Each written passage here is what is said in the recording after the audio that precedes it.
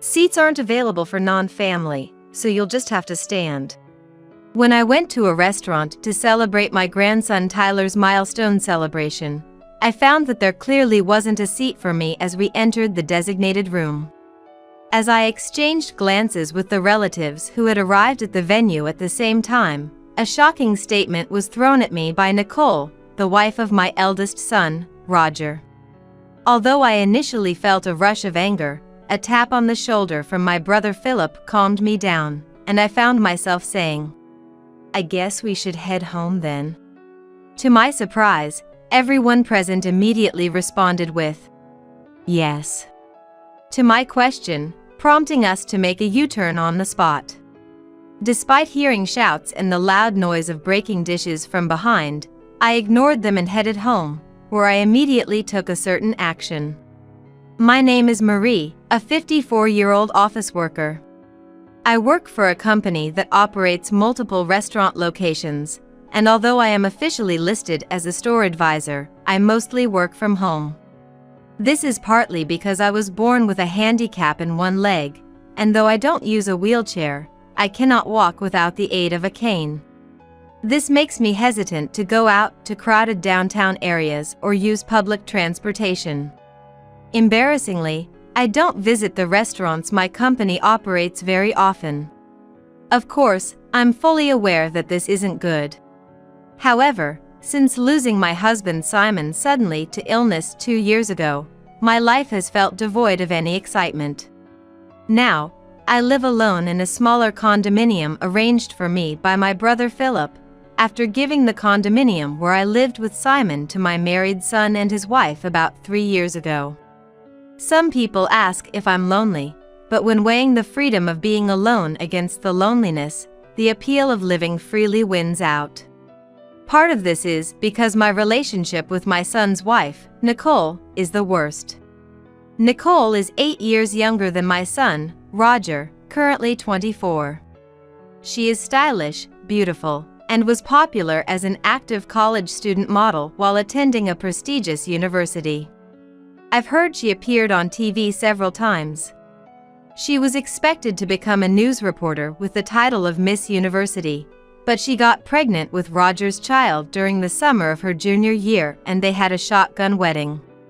Initially, she took a leave of absence from college with the intention of returning after giving birth, but she suffered from severe morning sickness and deteriorated health. Nicole, worried that her beauty would be ruined, threw a tantrum saying, "I don't want to be seen in public looking like this," and dropped out of college. At the same time, she became irritable over her uncontrollable physical condition and started behaving hysterically towards my son Roger. "Mom, please!" No matter what I do thinking it's for the best, Nicole just screams and rejects everything. The house is a mess, and it's bad for the baby's prenatal environment. "I need your help," begged Roger. So, my husband and I decided to live with our son and his wife in the large condominium we had bought, intending to live there until we died. However, living together turned out to be challenging as Nicole treated me like a servant with her haughty attitude. "Don't dawdle, bring me my smoothie and crackers to bed quickly. Haven't I told you numerous times how sick I feel if I wake up with an empty stomach because of my morning sickness?" she would yell. And when she wasn't yelling about that, "Why are you washing my clothes with your old hag's clothes? No matter how expensive the fabric softener is, it won't keep it from the old hag smell transferring to my clothes," she would screech so. Simon, seeing enough, would scold her firmly. "Is it common sense in this house to harass a pregnant woman?" But she would just snap back. Even when Simon suggested that Roger talk to her. "It's impossible. Nothing makes sense to Nicole right now. I wish you could just deal with it, Mom," he would say, laughing it off. As infuriating as it was, the fact that Nicole was pregnant made it so we had no choice but to endure her behavior. Had Simon been his usual self, Perhaps he could have taken a firmer stand against Nicole and Roger. But looking back, Simon's body was probably already being slowly ravaged by disease at that time. Nicole had cluttered Simon's study and living room, which should have been his places of relaxation after hard work, with her beauty devices, leaving no space to rest. Even trying to soak in the large bathtub we had ordered to relieve his fatigue. Taking a bath with that old bugger gives me the chills.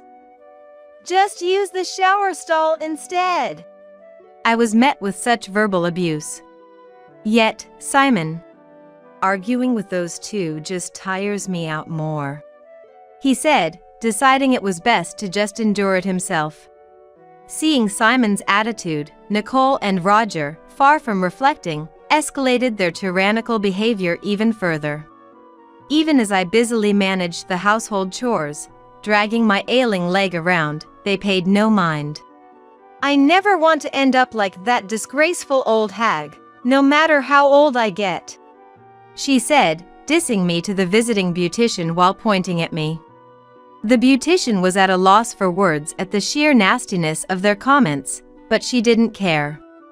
We really wanted to hire a younger servant, but you know how hard it is to find someone reliable these days, right? So we settled, she declared. Even as these words were spoken, I continued my chores in silence, my leg aching, my heart full of anger towards Nicole and Roger. As these days went on, Nicole's due date arrived, and she gave birth to a healthy baby boy.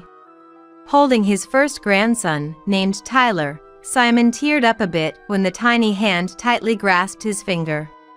Seeing this, I nearly cried myself. The innocent smile of the baby made me want to wash away all resentments and negative feelings. But that thought was short-lived when suddenly, I received news that Simon had collapsed at work. Panicked, I rushed to the hospital while trying to contact Roger on his mobile phone, but it remained unread, with no return call. Reluctantly, I asked the company to contact him on his work-issued mobile phone. But that too was in vain, with no response. Hoping at least to let Simon see his grandson Tyler, I contacted Nicole's mobile phone.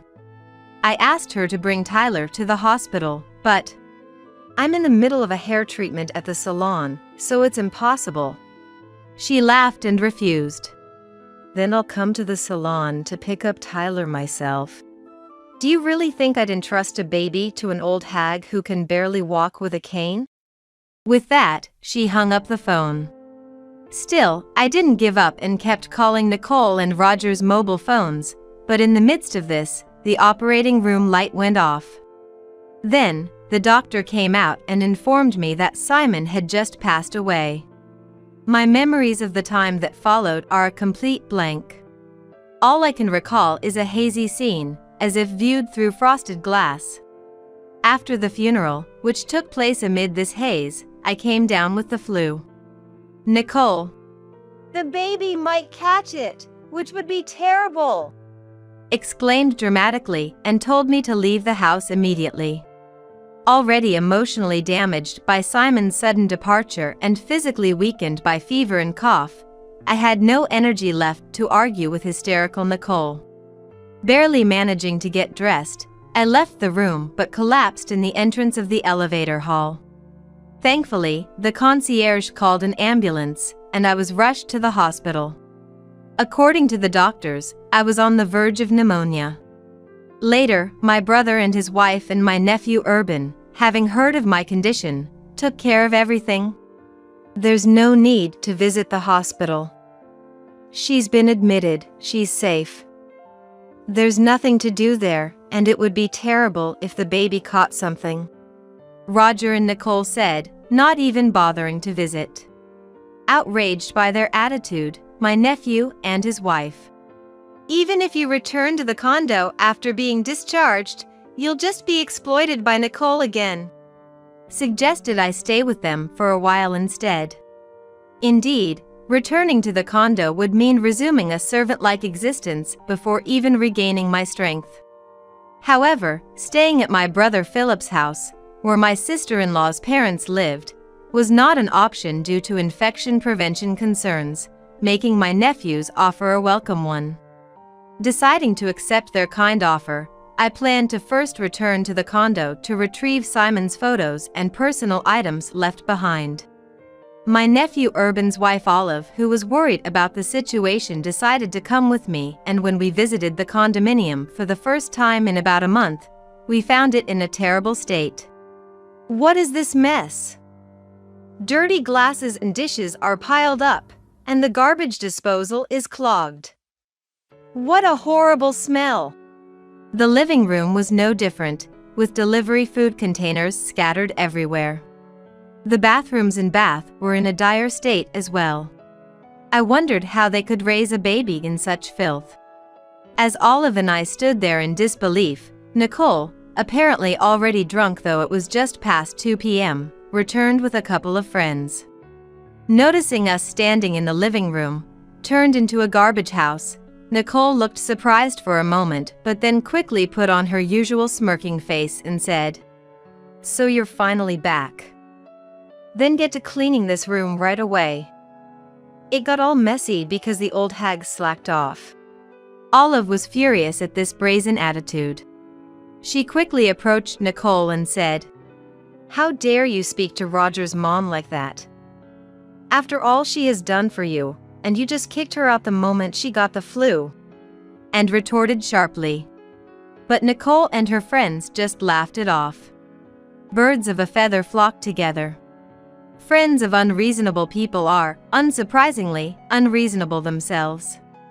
Then, as if they had a great idea, "Why don't you just leave for good? This place is going to be Roger's through inheritance anyway. The old hag can just go back to her parents' house," they said. As Olive grew even angrier, I somehow remained calm. Considering their outrageous behavior so far, it was only a matter of time before Nicole and the others would try to drive me out. There was no reason for me to stay any longer with such unpleasant people. So, I called Urban to ask for help, and we managed to move out all my personal belongings that had sentimental value that day. Still, when I looked back at the condominium for the last time, the memory of deciding this house would be where I'd die, Simon's smiling face when we made that decision, brushed my heart. I'm sure Simon would understand this decision. I felt certain. After that, I moved into a condominium near my parents' home that Philip had arranged for me, and returned to my job, which had been on hold since before Simon passed away. I also adopted a rescue cat, which I couldn't have before due to Simon's allergy, and started living with it. Though Roger and I work at the same company and see each other when I go to the office, we hardly ever talk. However, one day, I received an unusual message from Roger. Curious about the sudden contact, I read the message. It was about planning a milestone celebration for Tyler at a restaurant this coming weekend. It seems Nicole has invited a large number of guests, including her parents, relatives, and friends. The balance will be off if no one from our side of the family attends, he said, wanting to invite me and the relatives. Why don't you ask Simon's side of the family then? I suggested, but it seems they had already refused. Indeed, Simon's relatives live quite far away, and it's not a distance easily traveled back and forth. Moreover, today is already Friday, and there's hardly any time to prepare to leave the house. It's understandable that they refused. I was about to refuse again when Roger, sensing my hesitation, I'm sorry for everything that's happened. For Tyler's sake, could you consider our request? Though I was indeed angry with Roger and Nicole, Tyler himself is innocent. Remembering how happy Simon was about Tyler's birth, I didn't want to spoil the celebration. After hanging up and giving it some thought, I decided to attend and sent Roger a message to that effect. On the day, my brother and his wife, my nephew and his wife, my uncle and aunt, their children, and other relatives gathered in front of the restaurant. But Olive said, I'm here today not for that couple but for Marie. While calming her down, we were led to the room, the largest in the restaurant, with low tables and chairs. This setup would make it difficult for me, with my mobility issues, to take a seat. Thinking this, I asked the staff who had shown us in for a chair that was a bit taller. However, Nicole interrupted. "There's no extra seat, so just stand," she said loudly with her arms crossed. Seeing Nicole's smirking face, I felt more dumbfounded than angry, wondering how she could be so mean even now.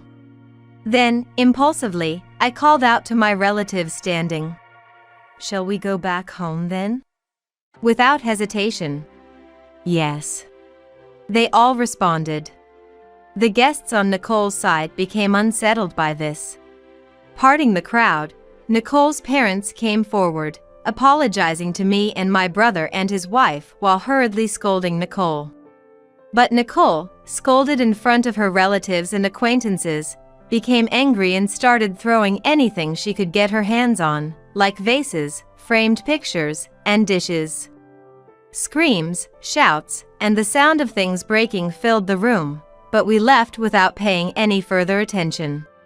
Once the relatives and I had left the restaurant, Philip and I decided to hold a strategy meeting in preparation for what was to come. The company where I, the late Simon, and Roger worked was originally built by my grandfather. It's a family-owned business where our relatives own more than half of all shares, with my real brother Philip currently serving as the CEO. Simon was Philip's close friend since college and joined the company at Philip's request after graduating. He married a woman who was a clerk there and had a son, Roger, but after a long illness, his wife passed away when Roger was in the 8th grade. Philip, seeing Simon juggling work and home life alone, suggested I marry him. Probably concerned about my future due to my disability and lack of social connections. Initially hesitant. "I'm a single father with a child, but I intend to take good care of you. Would you become part of our family?" I was swayed by Simon's words. Roger, who became my stepson, neither showed hostility nor warmth towards me, his new stepmother. Believing it was unreasonable to expect more from Roger so soon after losing his mom, I resolved to do my best as a stepmother. When Roger was about to graduate from college, "I want to work at the same company as Dad and Mom," he said, which moved me to tears. However, this peaceful period ended when Roger had a shotgun wedding with Nicole. After living with Nicole for a while, I couldn't ignore her domineering behavior and decided to have Roger firmly speak to his wife. I waited for Roger in the company's underground parking lot. But what appeared was Roger with his arm around a married colleague, unaware I was standing just a pillar away, getting intimately close. The shock was enough, but Roger then told the woman, "What if someone sees us here? We'd both get fired." To which he confidently replied, "I won't make such a mistake. And even if my affair gets exposed, the company can't fire me. After all, I'm the president's step-nephew." Unaware of my shocked state, Roger continued, "My real mom was just a country girl, but my stepmother, even if just in name, is the company's executive vice president and the granddaughter of the founder, so she owns a significant share of the stocks and assets. When she passes, all of that will be mine." Then, he drove off with the woman. Overwhelmed by what I had just heard, I returned home, unable to tell Simon, replaying Roger's words in my head. Gradually, I understood why Nicole always spoke so disdainfully of me and why Roger never reprimanded her. It was as if peeling back layers to reveal the truth. Nicole likely received a similar explanation from the beginning of their marriage. And I'm just a stepmother, after all, believing I'm merely a tool they can treat however they please until they inherit the estate, both Roger and the grandchild yet to be born, since we're all strangers to one another. That's why they feel it's okay to treat me with disdain. But there's a truth neither Nicole nor Roger himself understands. In reality, Roger and I haven't gone through an adoption process. Legally, Roger is nothing more than Simon's stepchild, with no right to inherit my estate. Needless to say, for Philip, being a CEO, Roger is nothing more than a step-nephew, if even that. Recovering from the shock, I immediately consulted with Philip, Urban, and Olive. Following their advice, I took steps at the City Hall to ensure no unauthorized adoption could take place. Additionally, in case of any eventuality, I arranged to entrust the management of my personal assets to a lawyer, a process that was nearly completed when Simon passed away before me. Simon's own estate, having been mostly spent on his first wife's illness, consisted of little more than savings and life insurance, which I quickly renounced. The reason the condominium wasn't discussed during the inheritance talks is because it was never part of the estate to begin with, yet it's truly frightening how greed can blind people.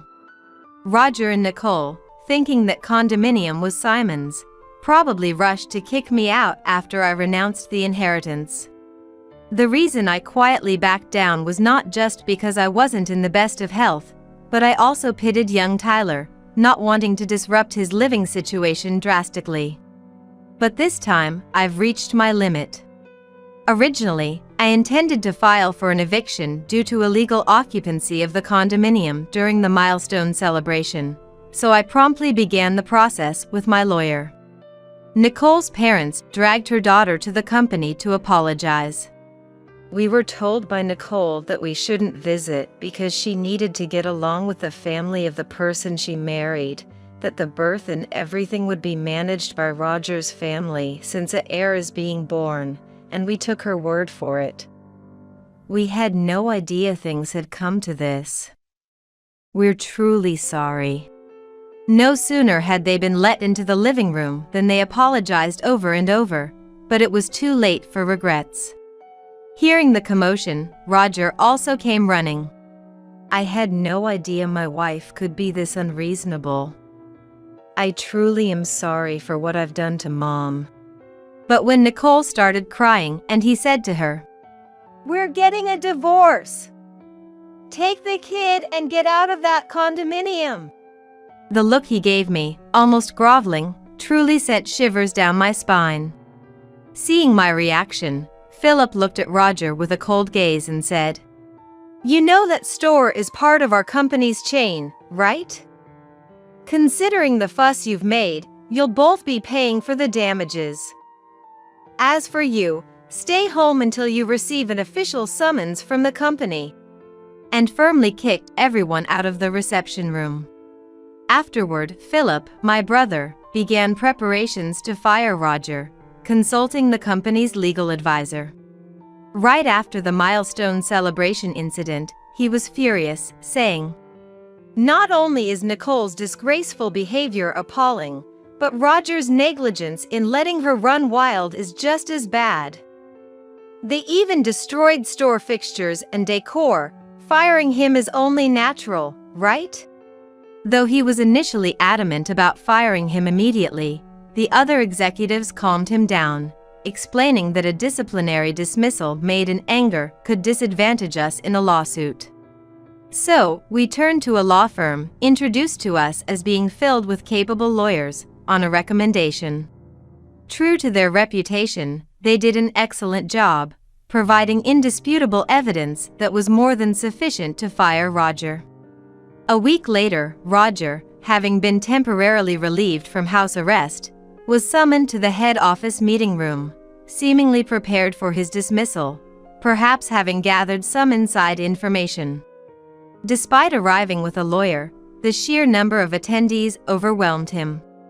But as Philip, sitting at the center of the board, began, "It goes without saying why we've called you here today. Your dismissal has been decided." Roger braced himself, clenching his fists. "Mr. Roger Miller, you are hereby dismissed." As Philip, acting as president, began reading the notice of dismissal to Roger, his lawyer immediately. "I object. My client admits to the troubles with his stepmother, Marie, but insists that connecting this to his dismissal is wrongful termination. A voice rose. Glancing at Roger beside him, he seemed quite pleased, nodding in agreement. As soon as the lawyer finished speaking, "There's no excuse for my ex-wife's rudeness at the recent milestone celebration. But that was a private matter. Isn't it wrong to fire me over it?" he argued. Then, conspicuously placing a voice recorder on the desk. "I'm also prepared to report this as harassment to the media, if necessary," he said with a smug face. Hearing this, Philip and the other executives remained silent, and Roger, mistaking their silence for victory. "You're aware of the public backlash against companies that violate compliance, right? Are you sure you want to fire me, knowing what will happen?" Provoked further. At this point, Roger's lawyer, not showing the expected signs of disturbance but rather a hint of a smirk, seemed puzzled. Yet, Roger, ever so confident, failed to notice. Philip then asked, in a voice 2 octaves deeper than usual. "Oh? So, you wish to continue working with us? That's a hard pass. However, if you wish for me to leave the company amicably, a certain amount of money as a settlement would be necessary," Roger said, leaning forward on the desk with a smirk, as if to challenge the surrounding executives. But in the next moment, laughter erupted spontaneously from everyone present. Some were even laughing so hard that tears formed at the corners of their eyes. Taken aback by their reaction, Roger quickly turned red and began cursing foully. His lawyer frantically tried to calm him down, but "The dismissal notice naturally includes the reasons for dismissal. I'll explain them now, and if you have any objections, we can discuss them afterward," Philip declared, his presence overpowering Roger and his lawyer into silence, both sitting down. Then, a group in dark suits stepped forward, bowed slightly, and turned on the electronic blackboard in the center of the meeting room. Immediately, the screen displayed screenshots of pages where wine, exclusively imported for group participation restaurants, was being sold on an online marketplace. Next, the screen showed an enlarged photo of the wine seller's icon. The moment it was displayed, Roger stood up quickly. "This isn't me!" he exclaimed in desperation, turning pale. And for good reason. The photo used for the icon was a cropped selfie of Roger. The screen neatly displayed the original photos alongside, with an image match rate of 100% written in red. Facing the lawyer, still unable to grasp the situation, a man from the group of dark suits stepped forward, introducing themselves as the law firm hired by the company. "Let me explain the reasons for the dismissal notice. The reasons include embezzlement, harassment, and undue pressure within the workplace using his executive position, leaking confidential company information, unauthorized absences, tardiness, loafing, and damaging the company's reputation through inappropriate use of a company car," he smoothly explained, further adding that the company's legal and accounting departments had been secretly investigating rumors of the wine, supposed to be sold exclusively in stores, being traded online. In the process, they identified the source account and, collaborating with the police and other relevant parties, discovered that the account was linked to Roger's online banking account. Additionally, the inventory management department uncovered the existence of double books. Upon questioning, several employees confessed that they had been coerced into participating in the illegal activities by Roger, who implied they would be fired if they did not comply.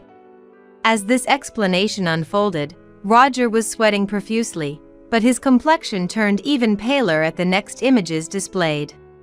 It was a video seemingly taken secretly with a mobile phone, capturing Roger as he subjected female interns and temporary staff to sexual harassment and unbearable words.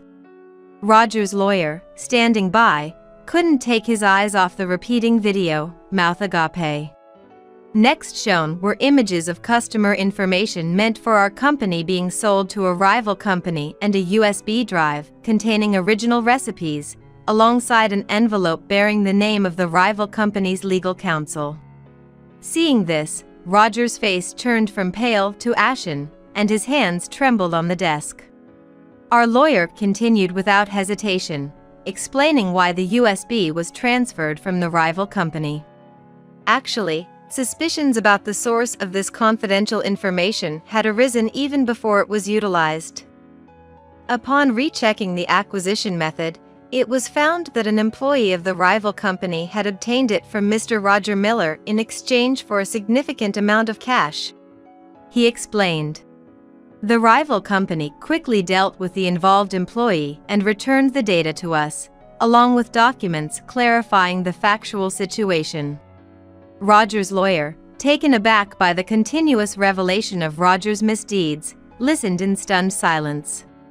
However, our lawyer concluded with, "While it might seem superfluous to mention now, all these illegal activities have already led to the filing of criminal complaints. Perhaps, instead of discussing settlement money, you should be preparing for a criminal defense?" He said this with a chilling laugh, leaving Roger's lawyer red-faced. "I've heard nothing of this from my client. I cannot represent him under these circumstances. I resign," he exclaimed, glaring at Roger before storming out of the room. Left alone, Roger's initial bravado disappeared, and he slumped in his chair. Before he knew it, the women he had harassed in the video lined up in front of him. "We will be filing for damages as well," and firmly declared. Adding insult to injury, our lawyer continued.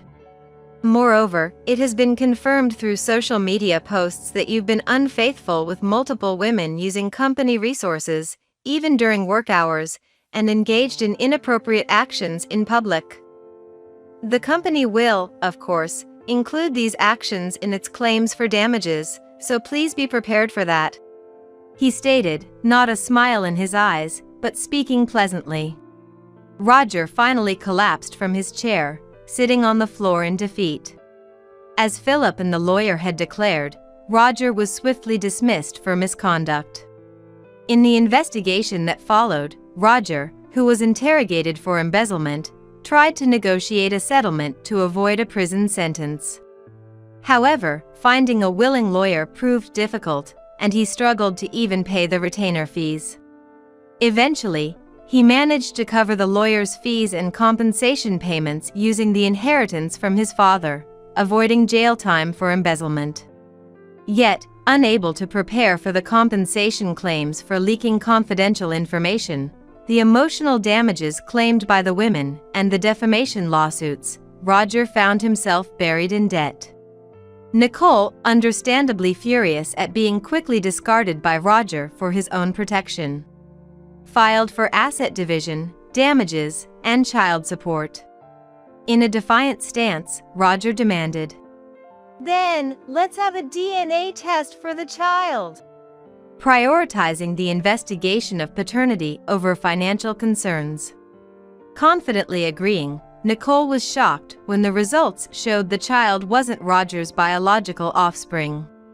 Investigations by a detective hired by Roger revealed Nicole had multiple partners at the time of their shotgun marriage, one of whom was the biological father, disproving any parental relationship between Roger and the child. However, legally, Tyler was still considered Roger's child. Knowing he couldn't escape from the obligation of child support, Roger initiated mediation to confirm the absence of a parental relationship. While a lengthy resolution was expected, the public exposure of Nicole's turbulent private life in court was something her parents wanted to avoid at all costs, leading to an explosive reaction. "Stop bringing shame upon us! Enough with your antics," they demanded, forcing Nicole to withdraw all claims for asset division, damages, and child support. Then Nicole, for reasons known only to her, demanded of Winston, "You're the father of this child, so you should acknowledge paternity and pay child support." the biological father of her child. Winston, who was married, refused to acknowledge the child for fear his wife would find out. He did offer to pay some child support, but Nicole, unsatisfied, took the child and confronted Winston at his home while he was away. Don't you think it's terrible that your child and mine, sharing the same father, aren't acknowledged and don't receive proper child support? She boldly stated. Winston's wife, caught off guard by this revelation and already dissatisfied with her husband, who had been adopted into her family, promptly divorced him. She transferred all desirable assets, including a new house, savings, and stocks, into her name before kicking Winston out with nothing. Initially, Nicole smirked at Winston's divorce, thinking she could be the next wife, but upon learning he had lost all his assets and was ousted from his father-in-law's company, becoming unemployed, she quickly withdrew. Despite the cause being his own infidelity, Winston felt his happiness had been destroyed and blamed Nicole. All of this is her fault. Ever since then, he has been relentlessly pursuing Nicole wherever she hides. Terrified by his obsession, Nicole's parents, to avoid collateral damage, took in only their grandson Tyler and disowned Nicole, kicking her out of their home. Left with nowhere to go and no one to turn to, Nicole resorted to night work to support Winston, now a drunk and unemployed, as I was informed by a detective I had hired for a follow-up investigation. Meanwhile, Roger, after all the trials had concluded, was left with a mountain of debt and alimony payments. A claim from me for the restoration costs of the condominium seemed to be the final blow. Trying to make a comeback proved futile, as he couldn't find stable employment and resorted to juggling short-term jobs, inevitably falling behind on repayments. There was a time when he possibly couldn't afford a mobile phone and called from a public phone, pleading, "Please, I need help." But the call ended in silence after I remained quiet. Rumors suggest he was last seen being taken to a worksite by barely legal debt collectors, but his whereabouts since then remain unknown. As for myself, taking this experience into account, I've become more actively involved in work. I used to think of myself as a decorative executive, a burden to my family, contributing nothing. However, during this ordeal, the company's female employees encouraged me. Even with accessible stores, its true usability can't be known without directly asking the users. Marie, you could surely bridge that gap. Have more confidence in yourself. Getting more involved in on-site work made me realize I had become a pro at finding reasons for why I can't do this or that's impossible.